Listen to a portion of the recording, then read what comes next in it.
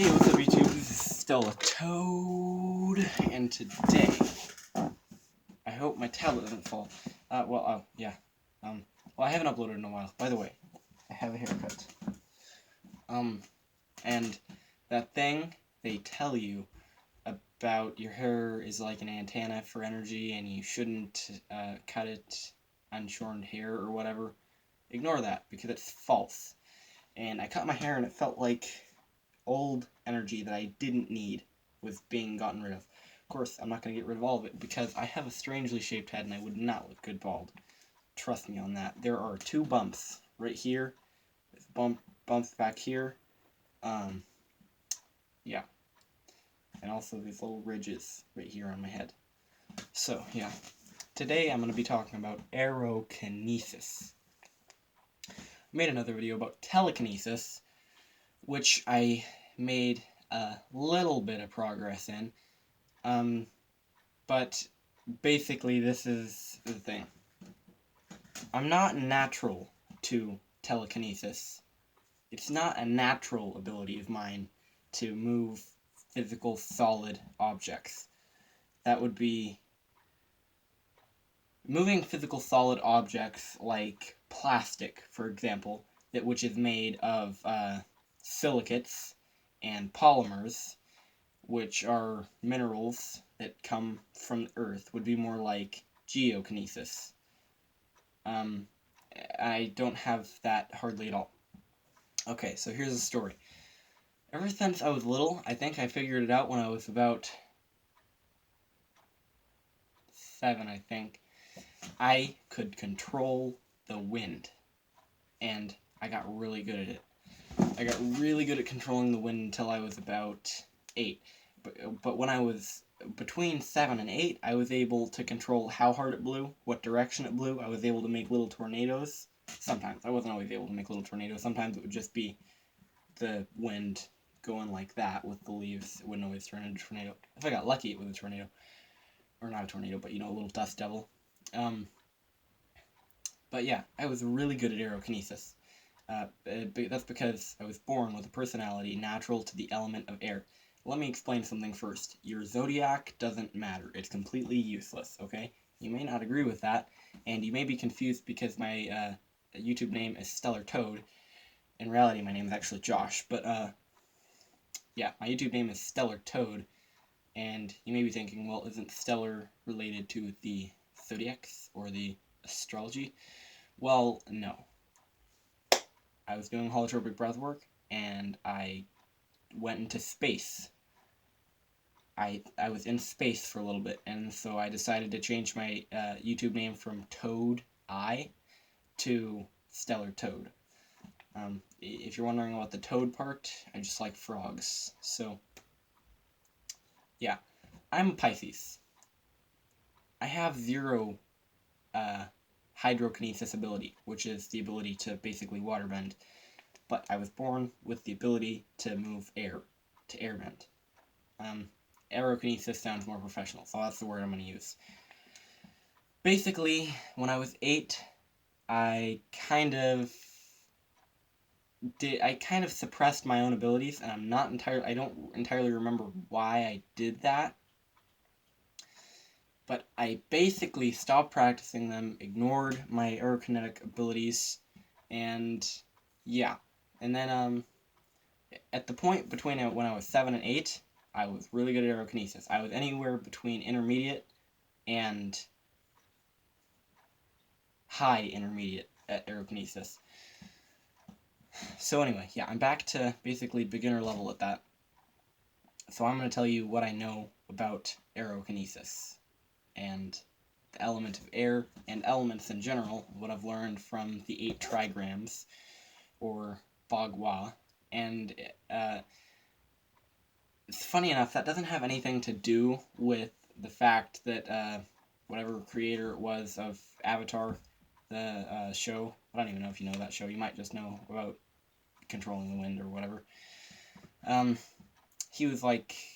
He was the martial arts director on the show, and he said that airbending was based off of Bagua Zhang, which I did practice for a while because I thought it would make me better at airbending, which it didn't, and it was ultimately kind of useless for fighting, except the palm strikes were really useful.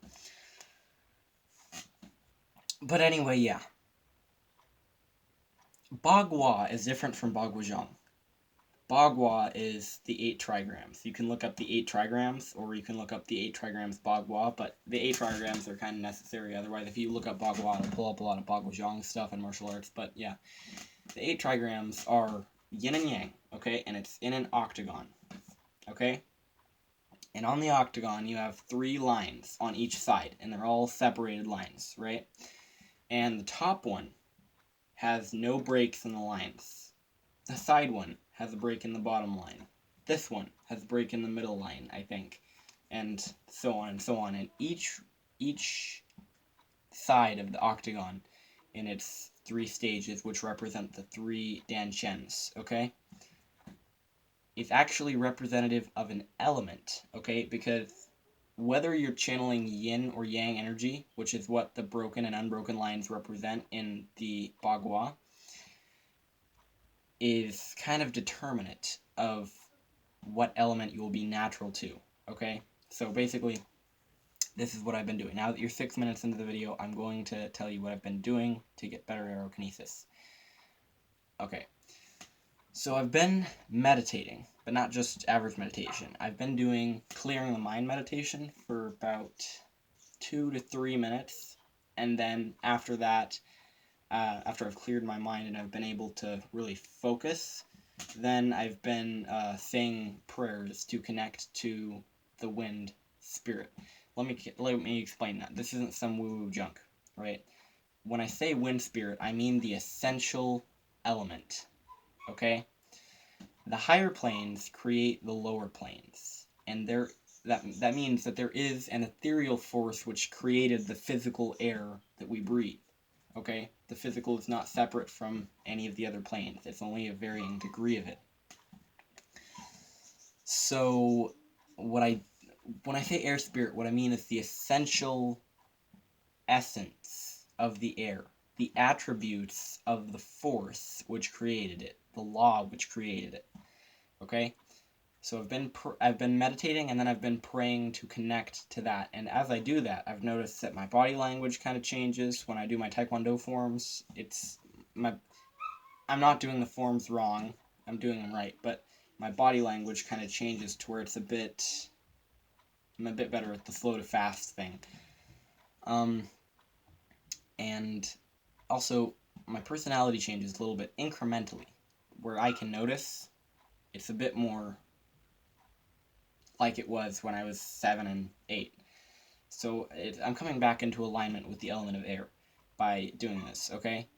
And you don't have to know really anything about what attributes the air has as you meditate to connect to the air spirit and pray to connect to the air spirit, or the air element, the essential essence. Well, what's going to happen is you're going to figure out what the air means. When I started these meditations, I thought the air meant, okay, well, it's plain and simple. Air is freedom. It's quickness. It's being able to do what you want to do. And as I've done these meditations, I realized that the air is being able to do what the real you wants to do. Let me explain. Your higher self isn't separate from you. It's a part of your mind. It's in the back. And free will is truly being able to let go of the ego and do what your true self is telling you to do. A monk said, I don't know if he was like a legit monk or if he was a monk that was like pretending to be a monk, but basically, a monk said, if you do not know the borders and you do not know the limitations, then you don't know free will. You don't know true freedom. Well, it's kind of like that. If you don't know the limitations of your ego, then you don't know free will. So that is a very good example of the air element. The air element is coming into alignment with the higher self in a way that's very exclusive to free will. But as you come into alignment with it, the free will changes its direction a little bit in I don't know how to describe it. As you meditate, you'll figure out what the air element means. But yeah, in regards to what body language you should use when you're trying to do aerokinesis, there is no body language that you really need to use. I'm not saying you should just use your eyes or whatever, or don't move at all. You kind of get in the zone when you connect with the air, and it's as if your arms are floating to do these movements. And at first they'll be very slow, and as you get better they'll be faster. But they just kind of it's very strange. It's almost like you've lost control consciously of your body and you're just moving with the wind. And by setting intent... Oh, that's a spider. It's okay. It's okay. It's a small spider.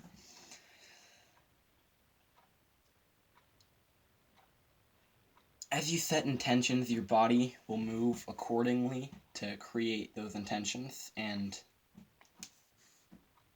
but the body movements aren't that important, okay? If you're trying to move the air, you know the static that is in the air, you were able to see it when you were little. It's kind of like TV static that's laid over reality. In fact, on this camera, on this tablet, you can probably see staticky stuff right up there. Focus. You can see it. Okay? So you see that? It's kind of like that, except laid over reality, not your tablet screen or your phone screen. Okay?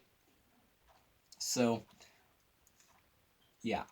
That stuff, after you connect with the air element, from the law of mirroring, whatever you have on the inside will be reflected to the outside.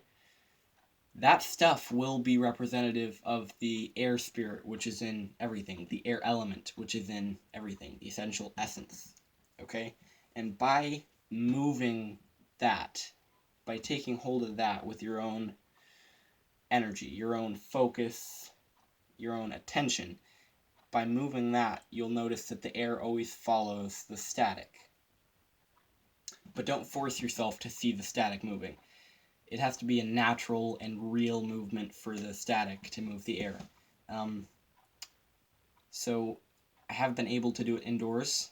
The same little pinwheel setup on the needle that's connected to the cork. You know what I'm talking about if you practice like a side wheel. That's what it's called.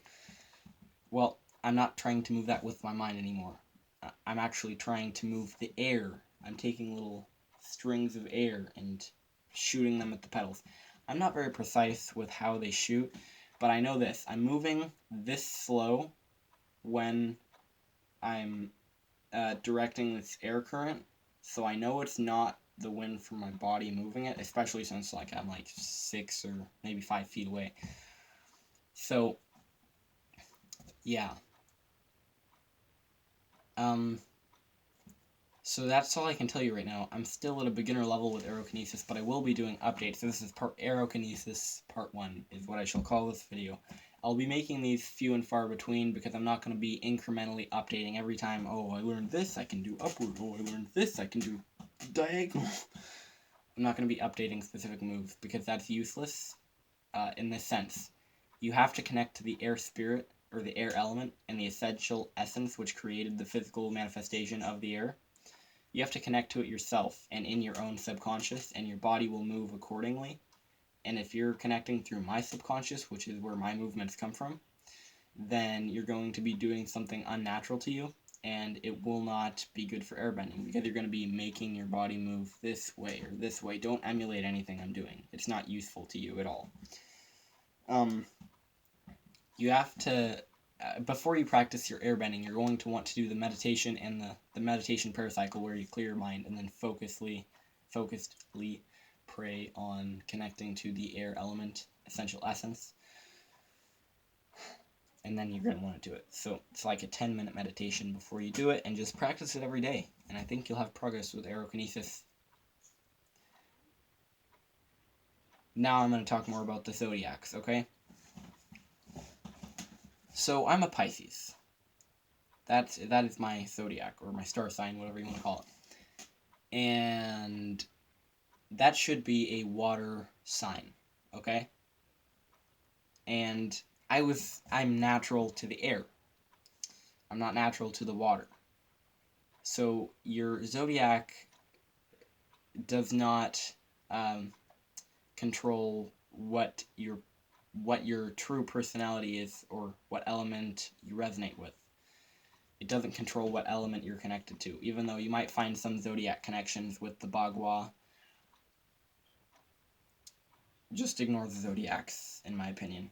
I know a lot of Pisces that are natural to the elements of air and fire, which is actually what I'm natural to. I've been able to split a candle flame in two before and control which way it goes. I got pretty good at that for a while, but I'm not so interested in that right now. Mostly what I'm interested in is AEROKINESIS. So, yeah. I know a lot of Pisces that are natural to the elements of air and fire, which is what I'm natural to. Some of them are natural to water.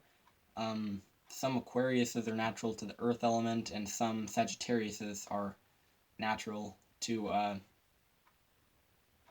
like 2 or 3. I don't really remember. But, yeah. Zodiacs are not useful. If you disagree with me, that is fine. I understand that you might disagree with me.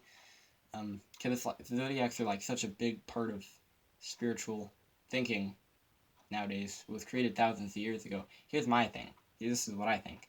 I think there were a bunch of wizards in an office. They all have their own cubicles, okay? They're all working on figuring out the zodiac. And then thousands of years later, nowadays, the stars moved in some way. Like, some stars shifted in the universe. And it made the whole zodiac thing wrong. And the wizards were just like, you know what, we worked so hard on that, we're not even going to try to fix it. So, yeah. That's what I'm going to choose to believe about the zodiacs. And the next thing is, the Bagua wheel. You might be thinking, well, if it explains the 4 essential elements, why are there 8 sides to the 8 trigrams? Well, this is the reason.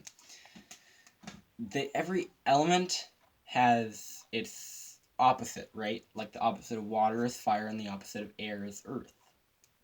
But also, every element has its yin and yang, which is not the same as its opposite. So the yin of air might, or the difference between the yin and yang of air might be simply in how it is emulated in the person. What I mean by that is, for me, for example, air is freedom in my higher self to control my actions as a physical being, and also freedom to escape and not be so connected to reality or what the physical is as reality. But for the other side of that coin might be someone emulates the freedom of air, as in having the ego be in control. And that's not necessarily bad. It's just another way. So, yeah. That's why there are 8 sides to the 8 trigrams. And, like, earth has mountain as its other side. Air has lake as its other side. I know, it doesn't make sense. Or no, wait. Anyway, you'll have to look it up yourself. They have plenty of different names for it. But basically, you have air yin, air yang. Okay? You have earth yin, earth yang. Water yin, water yang. Fire yin, fire yang. It's very simple. But, yeah. So I hope you enjoyed this video, and yeah, leave a like, subscribe, and comment. Sorry for the hiatus. The hiatus is going to last a little bit longer because I'm finishing up school right now, so I have 15 days left. And also I've been focused on airbending and AEROKINESIS too, so